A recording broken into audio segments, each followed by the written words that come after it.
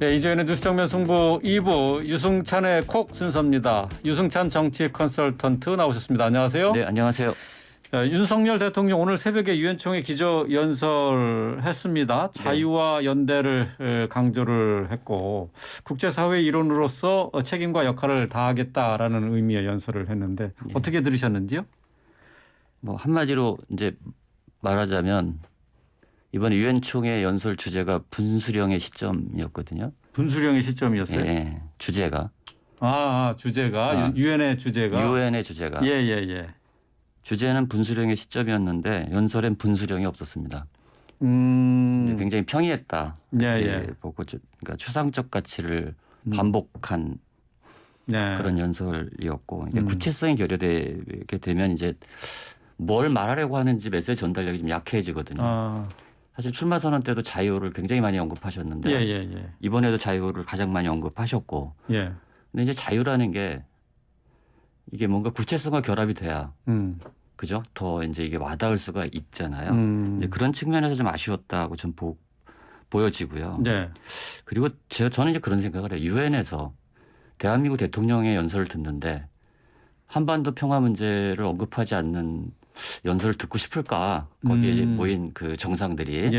그렇죠. 그게 제일 큰 관심사일 거잖아요. 그리고 그러면 새로운 대통령은 남북 관계를 어떻게 풀어갈 건지, 이 한반도 비핵화 문제를 어떻게 풀어갈 건지 여기에 대해서는 좀 기본적으로 좀 궁금할 거잖아요. 근데 이제 이런 북한 문제에 대한 언급이 전혀 없었다는 것, 뭐 이런 것이 이제 전체적으로 보면 어떤 구체적인 이슈, 구체적인 사실과 보편적인 가치가 잘 연결이 안 되고 보편적인 가치 중심의 연설문이 됐다. 그런 점에서 좀 저는 아쉽다고 봤습니다. 그래요. 구체성이 결여됐다. 근데 보통 이런 뭐 국제 무대 연설이라는 게 구체성을 띠기보다는 좀 추상적으로 흐르는 경우가 좀 많지 않나요? 그렇기도 한데요. 그래도 이 한반도 비핵화 문제에 대한 언급과 국제사회의 그 연대 공조를 바라는 호소 뭐 이런 것들은 이제 이게 우리나라 그 대통령으로서는 약간 숙명 같은 일인 것 같아요. 그리고 이제 그 가령 뭐 기후 변화 이런 문제를 얘기할 때도 뭐 기후 변화를 계속 강조하는 것보다는 기후 변화로 인해서 초래된 어떤 재앙 같은 것들을 간단하게 언급하면서 얘기할 때 우리나라의 뭐 특수 상황이라든가 뭐 이런 거를 같이 넣는다든가 그래야 그 메시지 효과가 좀 커질 수가 있는 거죠. 뭐 정치 컨설턴트시니까 그 정치인들의 연설을 자주 쓰시지 않습니까? 그렇죠. 뭐 이럴 때 이제 이러한 요소들을 그 생각하신다는 얘기가 되겠네요. 그렇죠. 그러니까 일단 뭐 연설문 뭐 메시지 정치는 메시지가 되게 중요하잖아요. 그러니까 메시지로 하는 거죠. 사실 정치는 어떤 말로 하는 거니까. 근데 이제 이 얘기를 하려면 뭐 끝도 없지만 오늘 간단히 두 가지만 제가 말씀을 드리려고 그러는데 그 물어보시니까 연설의 고전에서 보면 우리 많이 들어봤을 거예요. 에토스, 로고스, 파토스 이런 거 들어보셨을 거예요. 그래서 에토스는 이제 말하는 사람의 자격. 이제 청중과의 신뢰를 설정하는 거거든요. 로고스는 이제 논리와 이성의 영역이고요. 파토스는 이제 감성과 공감의 영역이라고 보는데 사실 로고스는 뭐 얘기할 게 별로 없습니다. 이거는 뭐 현대 연설에서 가장 중요한 게 에토스예요. 에토스가 가장 중요하다. 내가 누군지, 나는 왜 여기 서 있는지, 여기 서서 나는 연설을 하고 있는지를 먼저 얘기를 해야 그 다음에 이제 이 듣는 사람들이 그걸 받아들일 준비가 되거든요.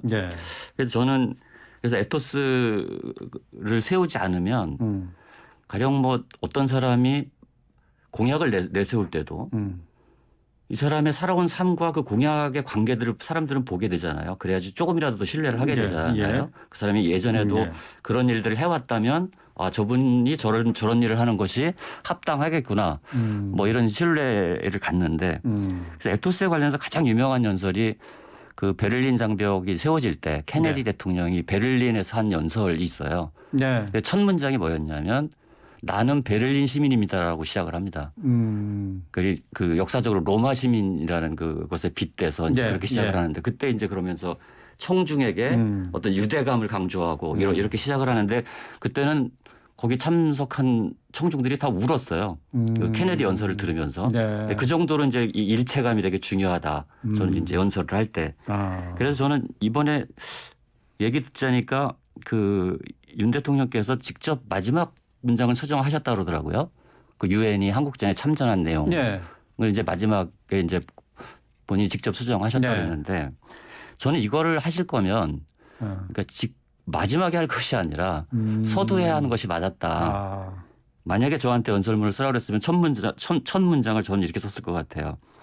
나는 대한민국 대통령이 되기 훨씬 이전부터 유엔에 대한 고마움과 존경심을 갖고 있었습니다. 고마움은 이제 우리나라에 참전한 것이고 네. 그 존경심은 또 우리가 이제 유엔이 지금까지 지속적으로 해오고 있는 어떤 분쟁 지역 문제 해결이라든가 뭐 이런 것들을 얘기하면서 뭔가 자연스럽게 녹아 들었으면 유엔도 좀 더 좋아했을 수 있을 것 같고 그래서 이런 것들이 이제 좀 약간 좀 더 구조화되고 할 수가 있어야 된다. 아. 그러면서 이제 한반도 평화 문제를 얘기할 수가 있잖아요. 그래서 우리가 경제 강국이 됐는데 이것은 유엔이 있었기 때문에 가능했다. 뭐 이런 감사 메시지와 그럼에도 불구하고 여전히 한반도에는 그 긴장 상태가 계속되고 있다. 네. 현실에 대한 진단이잖아요. 그러므로 여러분들이 우리가 더 열심히 평화를 위해서 노력할 테니 여러분들도 우리를 도와서 한반도 평화가 이루어질 수 있도록 국제사회의 연대와 협력이 필요하다.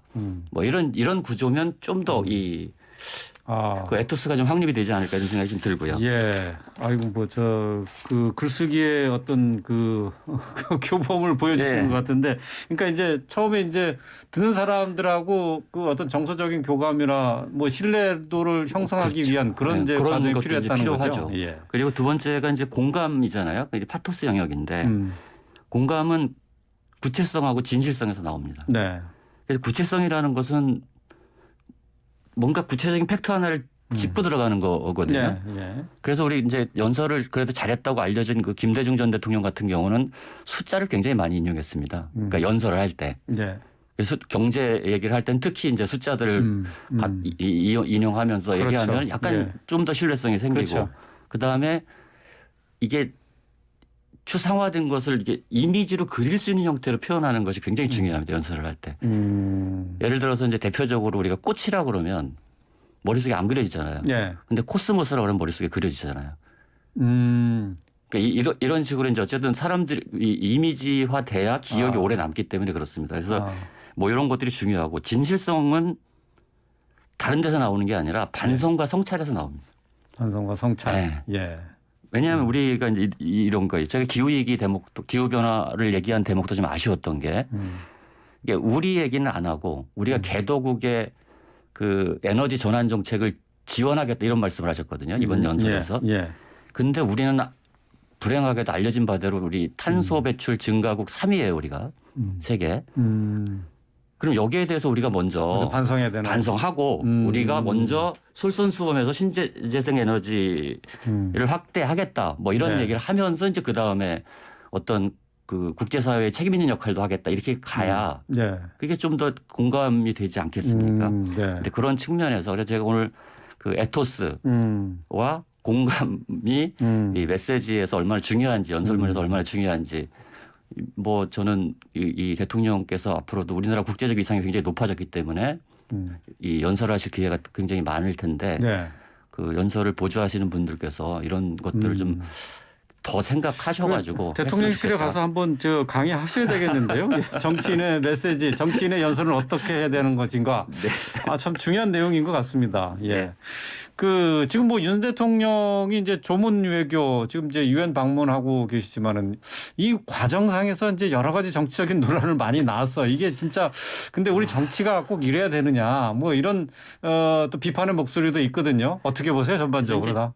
가시기 전에 이제 영빈관 문제가 또 굉장히 그렇죠. 터졌잖아요. 그게 또 이제 대통령실 문제, 뭐 문제가 한덕수 총리는 뭐 신문보고 알았다 그러고 그렇죠. 예. 비서실장도 몰랐다 그러니까 이게 이제 이런 거를 한마디로 난맥상이라고 그러잖아요. 지금 뭔가 컨트롤 타워가 없고 누가 책임지고 이걸 하는지를 모르고 이런 상태가 되니까 이 조문 논란도 사실은 저는 뭐 구체적인 사실은 잘 모르겠어요. 팩트는. 네. 그런데 어쨌든 논란이 되는 이유가 있는 거예요. 국민들이 볼 때 좀 불안한 겁니다. 네. 예. 그러니까 국민들을 불안하게 하면 안 되거든요. 막연하게 불안하다. 네. 왜냐하면 이제 대통령이 움직이면 외국을 가고 그러면 좀 불안한 느낌을 갖는 국민들이 좀 많아졌거든요. 근데 저는 이제 관점을 좀 달리해서 원래는 대통령이 외국에 계실 때는 비판을 좀 자제하는 것이 우리의 규범이었어요. 그렇죠. 민주적 규범이라는 게 그런 거거든요. 민주적 규범이 굉장히 중요한데 이게 이제 통째로 깨지고 있어요, 다. 저는 이거는 좀 우리가 그 서로를 위해서 별로 좋지 않은 것이다. 그러니까 나는 외국에 계실 때는 그런 문제들이 있더라도 네. 비판을 자제해왔던 이 민주적 규범은 우리가 좀 지키면 좋은 것 아니겠습니까?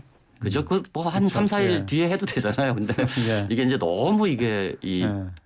즉각적이고 말들도 너무 이제 거칠고 그렇죠. 뭐 예. 이런 것들이 나오는 것이 과연 좋은 것인지 뭐 역지사지해서 뭐 문재인 대통령 때도 뭐 그런 게 있었지만 지금은 좀 더 그게 이제 심해진 것 같고 그럼 다음 정부를 만약에 민주당이 집권한다 해도 똑같은 일이 또 반복되겠죠. 반복되지 않겠습니까? 예. 여야가 바뀔 뿐이고 뭐 집권 세력이 바뀔 뿐이고 정치 문화가 거의 뭐 우리나라는 이제 사생결단식으로 가고 있는 게 아닌가 지금 너무 싶어요. 이제 그거 심한데 그래서 우리 정치권이 이게 이제 이게 민주주의의 탈선을 막는 가드레일 같은 것은 다 제도로만 이루어질 수가 없어요.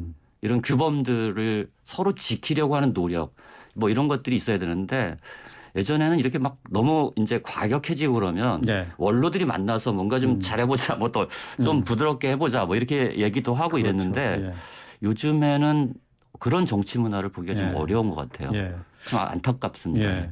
완충작용을 해줄 그런 어떤 제도적인 장치가 뭐 있을 수가 없는 건데 어쨌든 근데 정치 이제 상황은 지금 아주 급박하거든요. 그렇죠. 지금 이재명 대표를 향한 뭐 검찰이나 경찰의 수사도 계속 진행되고 있는 상황인데 이 대표 오늘 부산을 찾았어요. 네네.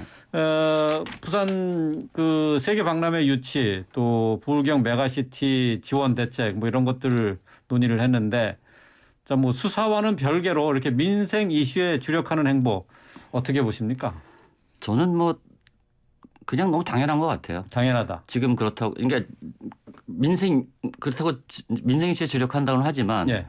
사실은 정치적 공격도 엄청나게 하고 있잖아요. 그렇죠. 그러니까 이 당대표에 대한 수사를 어쨌든 방어하기 위한 것일 수도 있고. 예. 근데 이 대표 본인은 뭐 거기에 대해서는 일절이라고 보지만 최대한 자제하고 있는 저는 상황이잖아요. 잘하시는 거라고 봅니다. 예. 잘하시는 거라고 보고 실질적으로 이제 민생에 주력한다는 것 이런 모습을 보이는데 여기도 전 똑같아요. 제가 아까도 말씀드렸지만 그 이제 민생에 주력한다고 얘기를 하는데 이게 네. 진짜 진정성 있게 국민들한테 다가가려면 그 반성과 성찰이 여기도 있어야 됩니다. 아. 왜냐하면 현 정부 출범한 지는 5개월밖에 안 됐잖아요. 예, 예. 그 지금 뭐 연설이나 메시지뿐만 아니라 이제 그 정치 행보도 거기도 들어가야 된다는 얘기네요. 왜냐하면 예. 지난 5년 동안 그럼 뭐 한 거냐. 여기에 대한 지난 5년 동안 잘못했거나 부족한 점에 대한 반성을 하시고 네. 지금부터 이걸 더 잘 챙기겠다고 얘기하는 것이 훨씬 더 설득력이 있죠. 왜냐하면 근데 민생을 얘기하면서도 예. 이게 틈만 나면 이제 여당을 공격하는데 이거를 활용하고 있단 말이에요. 민생을 얘기하지만은 예, 실제로 그 내용을 보면은 또 여당에 대한 공격이다. 가 많기 때문에 그래서 예. 저는 이 민생이 단지 레토릭에 그쳐서는 안 된다. 그건 또 국민들도 다 알아보시거든요, 이제는. 예, 예. 이게 진정성을 가지고 있는 것이냐 아니냐. 그리고 실제로 좀 누구 하나라도 민생에 대해서 진짜 관심을 갖고 이 해결하기 위한 노력을 하는 것이 마땅하다 이렇게 봅니다. 네. 지금 뭐 민주당이 이번 정기국회에서 이제 내세우고 있는 것이 7대 입법 이걸 뭐 중점 추진하겠다라고 이제 했어요. 예. 그 내용을 보면은 대중교통비를 뭐 돌려주겠다는 내용도 있고 과잉 생산되고 있는 쌀을 국가가 매입해줘야 된다. 또 노란 봉투법 뭐 여러 가지가 있는데 자 여기에 대해서 김기현 의원이 지금 뭐 수십조 국가 재정이 들어가는 사탕 발림 입법이다. 세금 먹는 하마다 이렇게 이제 비판하고 있습니다. 지금 민주당이 내세우고 있는 7대 법안 그리고 또 여당의 공격 어떻게 보세요? 저는 뭐 일단 김기현 의원의 그 언급은 그것이야말로 너무 상투적이다. 그걸 그 포퓰리즘이라고 모든 걸 뭉뚱그려서 할 것이 아니라 네. 법안 하나하나에서 정말로 우리에게 필요한 것이 있는지 없는지를 살피고 논의를 해야 될 시점이라고 봅니다. 왜냐하면 지금 민주당이 제기한 이 7대 입법안들이 아직 제가 볼 땐 숙성되지는 않았어요. 그러나 검토가 필요한 사안들입니다, 다. 네. 그래서 가령 이제 가장 논란이 될 것이 두 개인데 기초연금 확대법이랑 노란봉투법이거든요. 이게 이제 검토가 돼야 돼요. 기초연금 확대법 같은 경우 물가가 너무 많이 올랐잖아요. 그럼 물가 대비해서 뭔가 정치권이 논의를 해야 됩니다. 물가 인상분을 어떻게 반영할 것인지. 근데 지금 민주당 안을 보면 30만 원에서 40만 원으로 올리면서 하위 70% 되게 주던 걸 100% 주겠다는 거거든요. 그러면 김기현 의원도 이걸 제대로 비판하려면 이것은 또 다른 형태의 기본소득이다. 이렇게 이제 규정을 하고 얘기를 해야 되거든요. 기본소득이거든요. 100%한테 주겠다는 것은 그렇죠. 세대별 기본소득이라고 봐야 됩니다. 그럼 이게 건강하게 논쟁이 되려면 그럼 우리 사회에 이런 세대별 기본소득을 도입할 것인가 말 것인가. 이 정치권의 논의가 이 정도 수준으로 좀 올라가야 이 얘기가 좀 될 거라고 좀 보고 저는 개인적으로 뭐가 맞는지 잘 모르겠어요. 가령 70% 주던 걸 100% 주고 금액도 올리면 이 재원 확보가 굉장히 어려워지지 않겠습니까? 그리고 앞으로 이제 노령인구가 계속 늘어날 텐데 그럼 우리 사회는 논의해야 될 것들이 너무 많은 거예요. 노령이라고 지금 65세인데 65세부터 기준을 잡을 거냐 아니면 좀 더 높일 거냐 뭐 이런 문제도 하나 있을 수가 있고요. 50%에게 더 많이 줄 거냐 하위 50%에게 더 많이 줄 거냐 100%에게 적게 줄 거냐 뭐 이런 문제들이 사실은 논의가 돼야 돼요. 이걸 포퓰리즘 법안이라고 무시해서도 안 되고 그리고 민주당도 일방적으로 그런 어떤 이 재원에 대한 고민 없이 과도하게 이제 밀어붙이는 것도 경계를 해야 될 사안이라고 좀 봅니다. 우리 사회적 공론화 그리고 이런 것들이 좀 필요하고 이게 우리 사회가 직면한 문제거든요. 노령화 속도가 굉장히 빨라지고 있고 그리고 지금 현재 이제 불평등이 심화되고 있기 때문에 더 가난한 노인들도 좀 많이 양산이 되고 있거든요. 뭐 여러 가지 이제 사회 보장 제도에 대해서 전반적으로 다 검토를 해야 된다 그런 얘기가 될 수도 있겠어요. 네, 맞습니다. 근데 지금 여야가 극명하게 지금 그 대결을 펼치고 있는 부분, 의견이 엇갈리고 있는 부분이 노란봉투법인데 정의당과 민주당이 이제 이번 회기 내에 반드시 처리하겠다 이렇게 하고 있는데. 어떻게 뭐 가능성 어떻게 보세요? 처리하기로 하면 처리가 되겠죠. 근데 제가 볼 때 이제 정의당하고 민주당에도 이제 온도 차이가 좀 있습니다. 이걸 어느 수준으로 할 것이냐. 그러면 이제 우리가 저는 뭐 노란봉투법이 합법적 쟁의 경우에는 당연히 손해배상을 물으면 안 된다고 봅니다. 그러니까 이 합법적 쟁의는 뭐 지금도 손해배상을 묻지 않죠. 그러니까 이제 불법의 기준을 어떻게 이제 정할 것이냐가 이제 굉장히 중요한 논점이잖아요. 그리고 이 손해배상 청구를 그 상한선을 어디로 둘 거냐. 왜냐하면 이제 경총이 노란봉투법을 반대하면서 든 두 나라 사례가 프랑스 사례하고 영국 사례예요. 그러니까 프랑스는 모든 단체 행동에 손배수를 금지하는 법안을 제정했다가 프랑스 헌법위원회에서 위헌 판결을 냈습니다. 근데 요거를 마치 이제 우리나라랑 비교하려고 하는데 프랑스는 얘기가 완전히 달라요. 헌법위원회도 기본적으로 이 손배수 안 된다. 근데 이 아주 명백한 불법 행동까지 이거를 방지하는 것은 과도하다라는 취지로 이제 이 위헌 판결을 냈던 것이고요. 영국의 경우는 이제 경총이 얘기한 게 40만 유로에서 그 100만 유로로 상한선을 올렸거든요. 근데 이게 40년 만에 올린 거예요. 그러니까 이것도 물가 인상분을 반영한 거예요. 그리고 100만 유로라고 해야 한 16억 원 정도 됩니다. 근데 이번에 그 대우조선해양 하청 노동자한테 제기한 손배수 금액이 470억이에요. 근데 이런 470억을 노동자들이 부담하려면 이거는 뭐 거의 파산해야죠. 파산을 해야 되는 상태이기 때문에 그래서 저는 이것도 노란봉투법을 제정할 것이냐 말 것이냐가 아니라 지금 수준에 맞게 어떤 우리가 해법을 내놓을 것이냐 하는 문제로 접근을 해야 된다. 그 논의의 출발점이 돼야 된다는 얘기가 되겠네요. 저는 이게 굉장히 중요한 문제이기 하기 때문에. 알겠습니다. 자. 그 끝으로 이거 한길 리서치의 여론조사 내용이 재밌는 게 좀 있어서 요 얘기를 좀 해보겠습니다. 뭐 자세한 내용은 중앙여론조사심의위원회 홈페이지 참고하시면 되겠는데요. 그 이준석 대표와 전 대표와 관련해서 이제 국민의힘에서 추가 징계 절차 개시를 잘했다라고 하는 의견이 37.4%, 잘못이다라고 하는 게 54.1%로 나타났어요. 근데 이준석 전 대표가 신당을 창당하면 지지하겠다라는 것은 35.9%에 그쳤습니다. 이 여론조사는 어떻게 보셨어요? 저는 뭐 35.9%가 낮다고 생각하지는 않아요. 아, 낮지는 않다. 예. 상당한 이준석 대표에 대한 돌파력이 있다. 그래, 상당한 폭발력이 있는 것이다라고 보고 있고요. 저는 뭐 이번에 이제 뭐 오늘 또 뭐죠? 법원 재판 기피 신청? 재판부 기피 신청. 근데 국민의힘에서 요청을 했는데 거부가 됐어요. 기각됐더라고요, 그것도. 근데 이제 어쨌든 이준석 변수가 이제 여론조사 기관에서 창당 문제까지 조사를 하는 단계에 이르렀잖아요. 왜냐하면 이제 국민의힘의 지도부는 이제 이준석을 제명하려고 하고 있고. 제명이 거의 이제 확실시 된다라고 그렇죠. 보는 거죠. 제명이 되면 있을 수가 없잖아요, 이 당에. 그러면 이제 창당 수순을 밟을 수밖에 없는데 저는 그거는 역설적이게도 이준석 대표가 바라는 일일 수도 있다고 봅니다. 그건 이제 정치적으로 이제 국민의힘을 떠나서 새로운 정치 세력을 형성해도 오히려 바라는 바일 수 있다. 명분이 생기는 거니까요. 그래서 이 문제는 앞으로 많은 혼란들이 있겠지만 뭐 오늘은 뭐 시간이 없어서 얘기를 못 하겠지만 이제 유승민 전 의원이 기지개를 켜는 것 지금 다시 정치 행보를 재개하는 것 뭐 이런 것들은 유승민 전 의원이 과연 국민의힘 당대표가 되려고 하는 것이냐 아니면 이준석과 신당을 창당하려고 하는 것이냐 이것도 사실은 좀 두고 봐야 할 문제다. 저는 이렇게 봅니다. 알겠습니다. 이준석 전 대표 신당 창당 여론조사 이건 한길 리서치가 쿠키뉴스 의뢰로 17일부터 19일까지 전국 성인 1,000명에게 조사한 내용인데요. 자세한 내용은 중앙선거 여론조사 심의위원회 홈페이지 참고하시기 바랍니다. 자, 오늘 정치권 이슈 짚어본 유승찬의 콕 여기서 줄이겠습니다. 유승찬 정치 컨설턴트와 함께했습니다. 고맙습니다. 네, 감사합니다.